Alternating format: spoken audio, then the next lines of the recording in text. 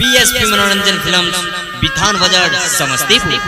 बिथान बाजार समस्तीपुर।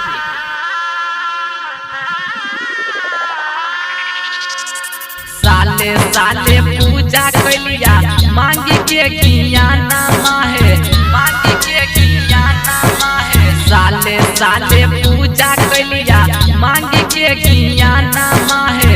सोच के सपना मागियन मा बिना, गियन मा बिना सुना लागै छै जीवन। मागियन मा बिना सुना लागै छै जीवन। हे मोरी मैया, हे सरस्वती मैया, कहिया होते पूरा अरमान। हे सरस्वती मैया, कहिया होते पूरा अरमान। गियन मा बिना, गियन मा बिना सुना लागै छै जीवन। गियन मा बिना सुना लागै छै जीवन। पीएसपी मनोरंजन फिल्म बिथान बाजार समस्तीपुर। बिथान बाजार समस्तीपुर। कंचन इब्राहिमपुर।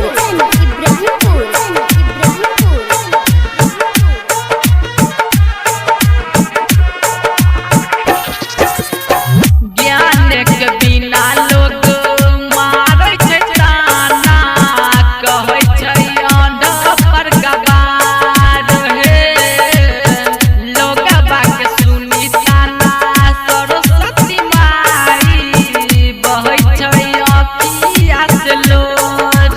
हे ता हमारा ना चाही दौलत खजाना, माता हमारा ना चाही दौलत खजाना।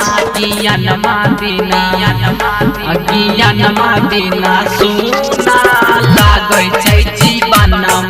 गियन मा बिना सुना लागै छै जीवन।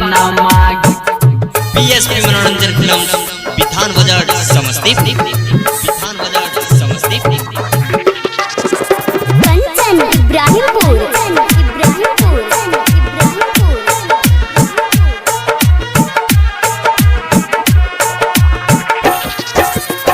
स्वामी संगीत माई करै छ पूजा, सुनिला न दिलावा के बात।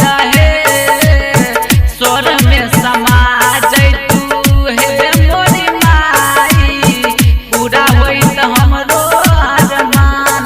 डायरेक्टर अशोक अलबेला के मानीला कहनमा, रघुवीर आकाश बलराम के मानीला कहनमा। गियन मा बिना, गियन मा बिना सुना लागै छै जीवन। गियन मा बिना सुना लागै छै जीवन। गियन मा बिना सुना लागै छै जीवन। गियन मा बिना सुना लागै छै जीवन। पीएसपी मनोरंजन फिल्म बिथान बाजार समस्तीपुर। बिथान बाजार समस्तीपुर।